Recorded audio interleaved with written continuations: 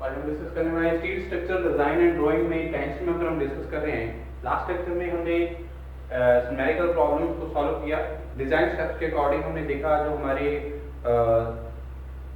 Section suitable section को कैसे select किया जाता है, नेट रिक्वायर्ड एरिया कैसे फाइंड आउट किया जाता है, स्लेंडरनेस रेशियो को कैसे चेक किया जाता है। हमने लास्ट लेक्चर में इसी क्वेश्चन को देखा था जब हम जो मेंबर है कनेक्ट कर रहे थे by fillet weld at the ends. ठीक है जी, हमारे पास एक सिंगल एंगल सेक्शन है जिसकी लेंथ क्या है 2 मीटर है, इफेक्टिव लेंथ 2 मीटर है और टेंशन मेंबर में हम इसको कंसीडर कर रहे हैं और जिसका जो लोड है 140 किलो न्यूटन कैरी कर रहा है और हमारे जो अलग अलग परमिसिबल स्ट्रेसेस की वैल्यू है हम ऑलरेडी डिस्कस कर चुके हैं लास्ट लेक्चर्स में। तो अब हम देखते हैं फिलेट वेल्ड, जो हम फिलेट सबसे पहला केस जो है हम डिस्कस कर रहे हैं केस 1। ठीक है, तो फिलेट वेल्ड में का डिजाइन कैसे किया जाए। फिलेट वेल्ड को क्योंकि हम डिजाइनिंग देख रहे हैं, हमने स्लेंडर लास्ट लेक्चर में स्लेंडरनेस रेशियो देखा, नेट इफेक्टिव एरिया कितना है, सिलेक्शन किया एक सुटेबल सेक्शन का फ्रॉम द स्टील टेबल। ठीक है, तो अब हमारा डिजाइन कैसे रहेगा, फिलेट वेल्ड को डिजाइन कैसे किया जाए। तो एक सिंगल ISA एंगल्स के लिए हमारे पास मैक्सिमम साइज ऑफ फिलेट जो वेल्ड है क्या रहता है, इसके बारे में पता होना चाहिए। Maximum size of fillet weld is equal to 3/4 thickness 3/4 times of thickness of member, thickness of member होगी 3/4 times of thickness of member जो हमारे रोल्ड स्टील टेंशन है। ठीक है, तो यहां से मैक्सिमम साइज मैं फाइंड आउट कर सकता हूं। तो 3/4 हमने जो सेक्शन ट्राई किया वो तो ट्राई सेक्शन कौन सा कर रहे हैं हम, I Indian standard unequal angle 90 × 60 × 8 at the rate 83.7 newton per metre, ये एंगल लेके चल रहे हैं हम। ठीक है जी, तो इस एंगल के अकॉर्डिंग हमारी जो प्रॉपर्टीज हम ऑलरेडी डिस्कस कर चुके हैं फ्रॉम द स्टील टेबल, हम इसकी वैल्यूज को फाइंड प्रॉपर्टीज को फाइंड कर चुके हैं। ठीक है, और हमारी जो मैक्सिमम साइज है फिलेट वेल्ड का, हमने फिलेट वेल्ड को डिजाइन करना तो मैक्सिमम साइज हमें पता होना चाहिए। तो थिकनेस ऑफ द मेंबर, हमने थिकनेस मेंबर की थिकनेस कितनी है 8 mm है। ठीक है, तो यहां से हम यूज कर सकते हैं 8 mm का इनटू क्या कर देंगे 8 mm, तो वैल्यू जो हमारे पास निकल के आएगी वो क्या होगी, maximum size of the fillet weld. तो 6 mm क्या है यहाँ पे मैक्सिमम साइज आ गया है इस केस के लिए, इस हमारे सेक्शन के लिए। ठीक है, और हमारे पास मिनिमम साइज की बात करें तो मिनिमम साइज जो फिलेट वेल्ड का फ्रॉम द स्टील टेबल कितना रहता है, minimum size of fillet weld वो रहेगा 3 mm। तो 3 mm से जो हमारा जो मिनिमम साइज रहेगा फिलेट वेल्ड का, ये इंपॉर्टेंट है। According to the IS code हम ये वैल्यू जो है देख रहे हैं। ठीक है जी, और साइज ऑफ वेल्ड जो है हम क्या प्रोवाइड कर सकते हैं, so provide the size of weld, provide the size of weld.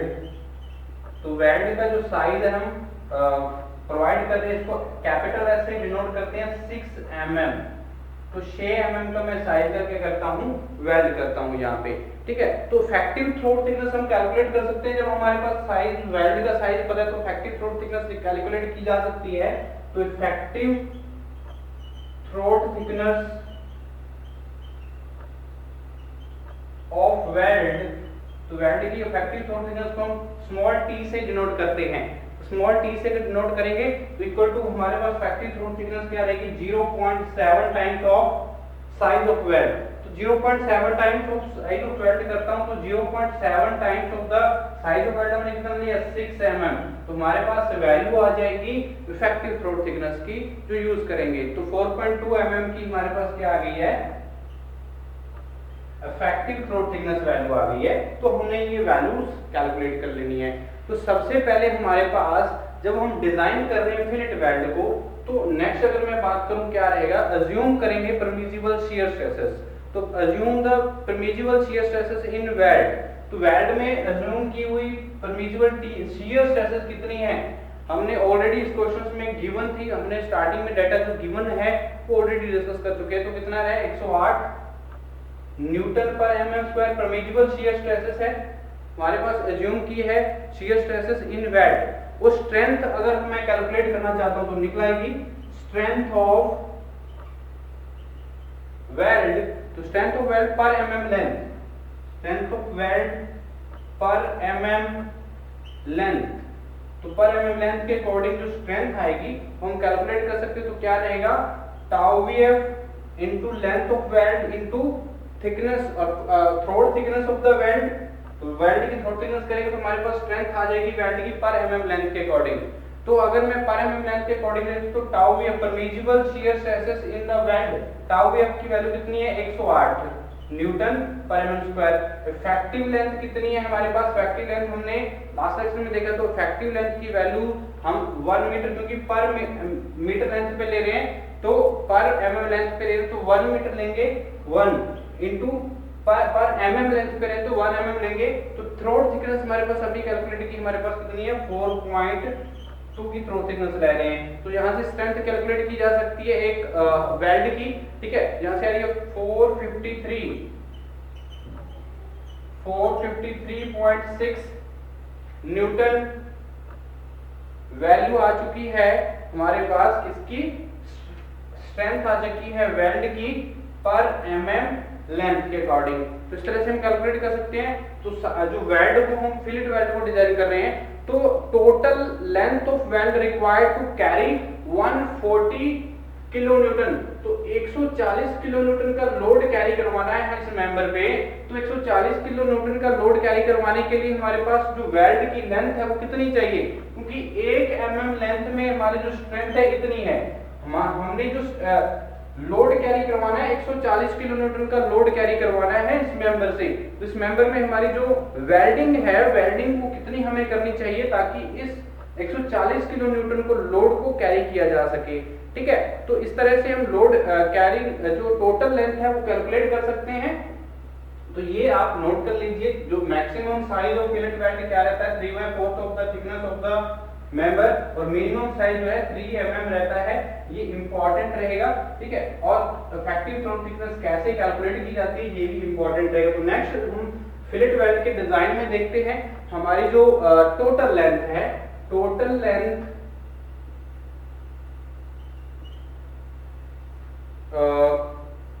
of weld required to carry of weld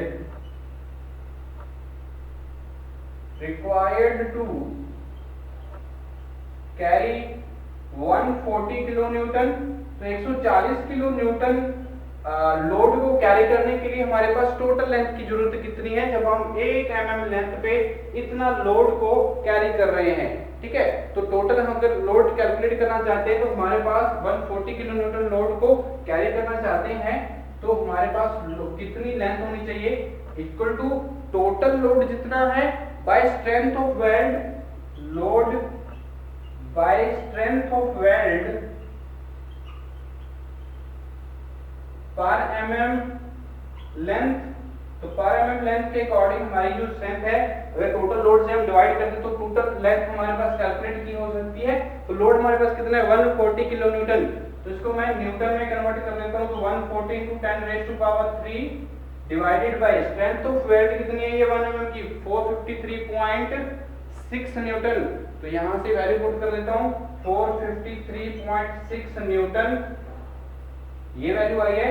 तो आफ्टर द कैलकुलेशन जो वैल्यू निकल के आएगी हमारे पास क्या होगी, टोटल लेंथ होगी वेल्ड की जो रिक्वायर्ड रहेगी फॉर 140 किलो न्यूटन लोड को कैरी करने के लिए, ठीक है जी। तो यहां से 308.64 mm लेंथ निकल के आ रही है टोटल लेंथ। तो इसको मैं लगभग 310 mm मान सकता हूं, इसके इक्वल 310 mm की लेंथ में मान सकता हूं जो वेल्ड की हम ले सकते हैं ताकि 140 किलो न्यूटन लोड को कैरी किया जा सके इस मेंबर पे, ठीक है। तो इस तरह से हम डिजाइन कर सकते हैं हमारे जो भी फिलेट वेल्ड अगर यूज कर रहे हैं। तो यहाँ पे देखिए this length 310 mm can be arranged in the different ways. तो अगर मैं देखूं दो वेज में इसको मैं क्या कर सकता हूँ अरेंज कर सकता हूँ, ठीक है। तो कैसे कैसे हम इस वेल्ड को अरेंज किया जा सकता है, अगर मैं देखूं bye using end fillet weld with A side fillet weld. तो दो तरीके हैं जो 310 हमारे पास लेंथ आई है, टोटल लेंथ आई है, इसको अरेंज करना होगा। दो तरीके हैं हमारे पास अरेंज करने के लिए। पहला तरीका क्या रहेगा, जब हम 310 की टोटल लेंथ हमने रिक्वायरमेंट है वेल्ड की, तो वेल्ड की रिक्वायरमेंट के लिए हमारे पास दो तरीके रहेंगे। By using the end fillet weld, तो एंड फिलेट वेल्ड को यूज कर सकते हैं along with side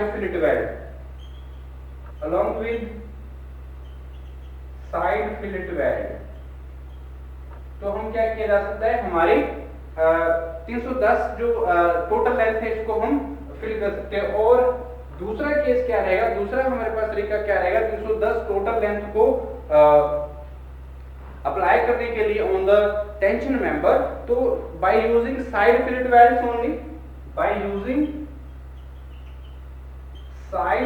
welds only, तो दो तरीके से हम क्या कर सकते हैं, 310 की जो लेंथ है हमारे पास, इसको क्या अरेंज किया जा सकता है। तो बाय यूजिंग, सबसे पहले अगर मैं बात करूं, अगर मैं अरेंज करता हूं इस फिलेट वेल्ड को पहले केस से, ठीक है, अगर मैं फिलेट वेल्ड, अगर मैं हमारे जो स्ट्रक्चरल मेंबर हैं, तो स्ट्रक्चर मेंबर में हमारे पास पहला केस क्या है, bye using end fillet weld along with side fillet weld, side fillet weld के साथ और एंड फिलेट वेल्ड के साथ अगर मैं क्या करता हूं, इस लेंथ को लेता हूं, तो क्या रहेगी, किस तरह से हम इसको अरेंज कर सकते हैं। पहला केस क्या रहेगा, इसके बारे में देखते हैं, इसमें हम डिस्कस कर रहे हैं डिजाइन ऑफ फिलेट वेल्ड। तो फिलेट वेल्ड का डिजाइन हम देख रहे हैं, तो हमने स्ट्रेंथ देखी है, कैलकुलेट किया है, मैक्सिमम और मिनिमम वेल्ड का साइज क्या होता है, इफेक्टिव थ्रोट थिकनेस क्या रहेगी, ये इंपॉर्टेंट बातें हमने यहाँ पे डिस्कस की है। तो सबसे पहला केस अगर मैं देखूं, अगर मैं अरेंज करना चाहता हूं 310 की टोटल लेंथ जो रिक्वायरमेंट है वेल्ड की, तो सबसे पहला केस क्या रहेगा, bye using end fillet weld along with side fillet weld, तो एंड फिलेट वेल्ड के साथ हमारा क्या है, साइड फिलेट वेल्ड हम यूज करेंगे। तो किस तरह से अरेंज किया जा सकता है, ये इंपॉर्टेंट रहेगा। मान लीजिए हमारी जो लोगों की लॉन्गर लेग कनेक्टेड है हमारे गैजेट प्लेट के साथ, तो मैं यहाँ पे लॉन्गर लेग कुछ इस तरह से ड्रॉ करता हूं, ये हमारी मान लीजिए लॉन्गर लेग है और ये गैजेट प्लेट के साथ क्या है, कनेक्टेड है। इस तरह से डिवाइड कर लेते हैं इसको,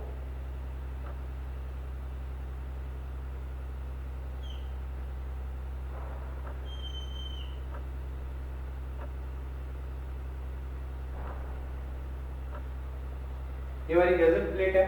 तो इसको कैसे अरेंज किया जाए, इस वेल्ड को लॉन्ग, हमने एंड फिलेट वेल्ड भी यूज करना है और साइड फिलेट वेल्ड भी यूज करना है, ठीक है जी। तो ये हमारा क्या है, 140 किलो न्यूटन का लोड लगा हुआ है यहाँ पे, 140 किलो न्यूटन का लोड जो कैरी कर रहा है इस पे, जो ये वाली लेंथ क्या है, 90 mm, ठीक है जी। और 60 हमारे पास 90 to 16 to 8 mm की हमारे पास क्या है, सेक्शन है, ठीक है जी। तो इस तरह से इंडियन स्टैंडर्ड जो हमारे पास Indian standard angle 19 to 60 into 8 mm का है, ठीक है जी। साइज जो है रहेगा और लेंथ जो रहेगी हमारे पास यहाँ से फाइंड आउट की जा सकती है। तो ये मान लीजिए लेंथ L2 है, यहाँ से गजल प्लेट हम यूज कर रहे हैं वेल्ड की, तो ये वेल्ड जो रहेंगे किस तरह से हम यूज कर सकते हैं।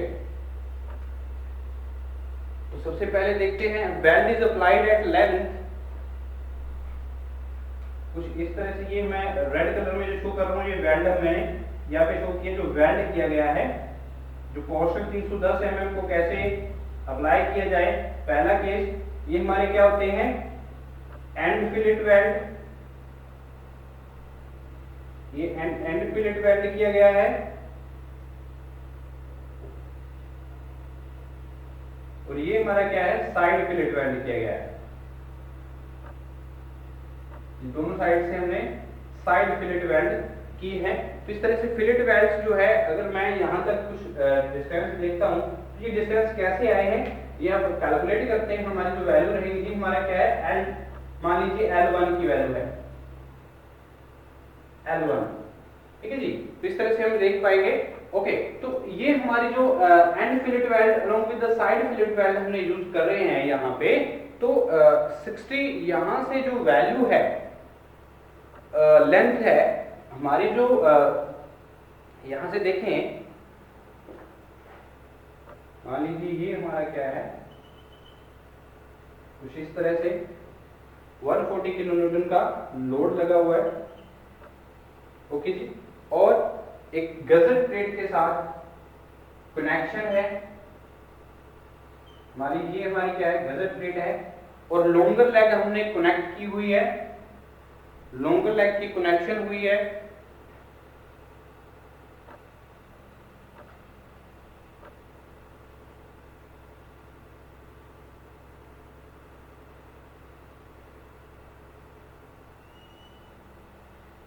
कुछ इस तरह से, ये मान लीजिए हमारी क्या है, शॉर्टर आउटस्टैंडिंग लेग है, और ये हमारी क्या है, लॉन्गर लेग, ठीक है। इसको कनेक्ट किया गया है।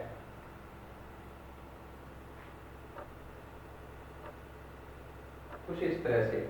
ओके जी, तो ये हमारी 60 mm की है,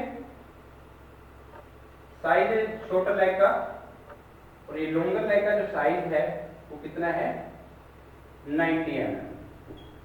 ओके जी, तो इस तरह से देखिए जो हमारी वैल्यूज है, weld is applied at the length, weld is applied at length L1, L2, weld is applied at L1, L2 and ये वाली जो लेंथ है हमारे पास 90 and 90 mm, तो ही हम क्या कर सकेंगे इस केस के लिए फुलफिलमेंट हो सकेगी। हमने एंड फिलेट वेल्ड यूज करना है और साइड फिलेट वेल्ड यूज करना है, ठीक है। तो ये हम वैल्यू जो है ये हमारी क्या होनी चाहिए, इक्वल टू, यानी कि L1 plus L2 plus 90 mm अगर करें तो इक्वल टू हमारे पास 310 mm होनी चाहिए, ठीक है। तो ये हमारी 310 mm की इक्वल होनी चाहिए। तो देखिए यहां से L1 और L2 कैलकुलेट किया जा सकता है। यहां से देखिए L1 प्लस L2 कितना हुआ, कैलकुलेट किया जा सकता है L1 और L2 इस रिलेशन से 220। 310 से अगर 90 माइनस करता तो 220 mm आ गया।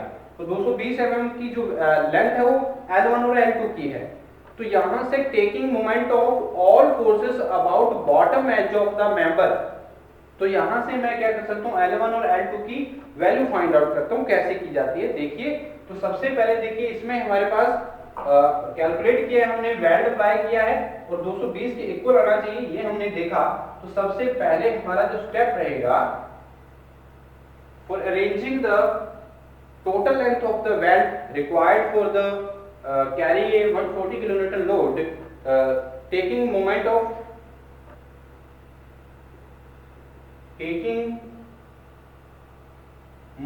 of all forces, सारी की सारी फोर्सेस को मोमेंट लेंगे about bottom edge of member, ठीक है जी। तो बॉटम एज ऑफ मेंबर के अबाउट हम क्या करें, सारी की सारी फोर्सेस का मोमेंट लेंगे। तो यहां से देखिए हमारी जो 140 वैल्यू जो आई है कितनी हमारे पास, 453.6 आई थी।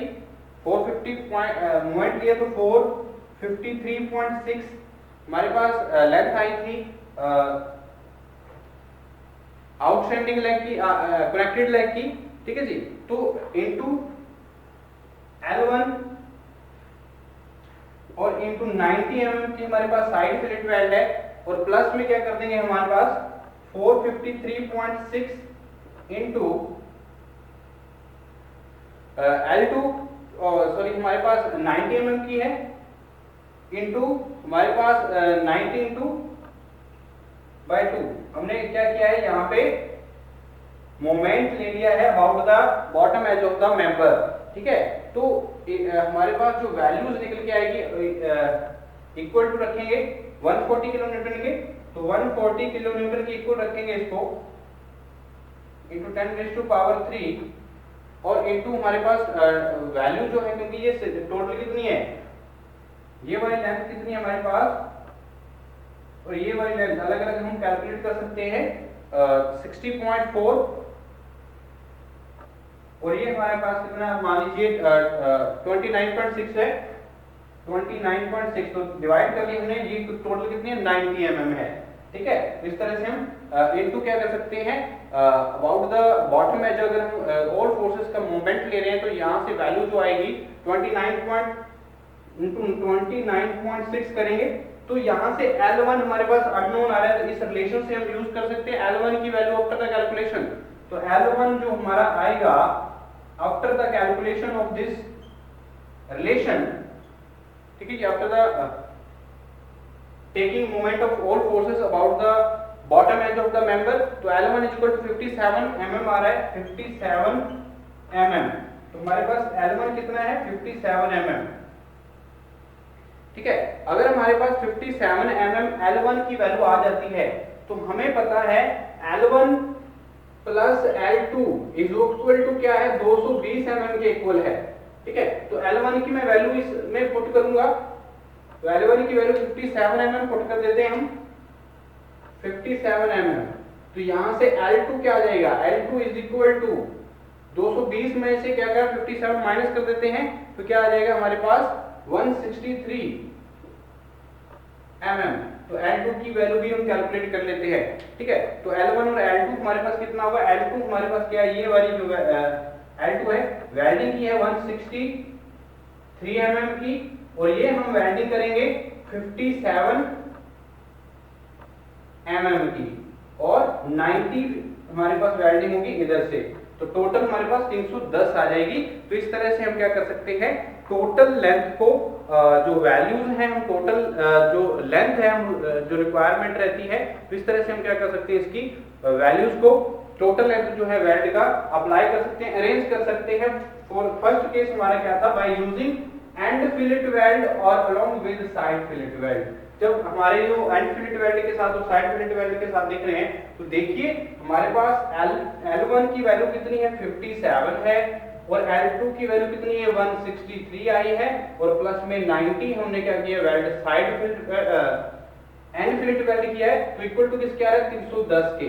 तो 310 mm हमारे पास टोटल लेंथ की रिक्वायरमेंट हमने इस तरह से अरेंज किया है पहले केस में, ठीक है। तो दूसरे केस में हम जो हमारा फिलेट वेल्ड का डिजाइन है किस तरह से करेंगे। दूसरा केस क्या है, using side fillet welds only. अगर हम साइड फिलेट वेल्ड्स पे ही हम क्या करें, यानी कि यहाँ पे और यहाँ पे दोनों साइड फिलेट वेल्ड्स पे ही अगर अप्लाई करें तो कैसे किया जा सकता है वो नेक्स्ट लेक्चर में डिस्कस करेंगे।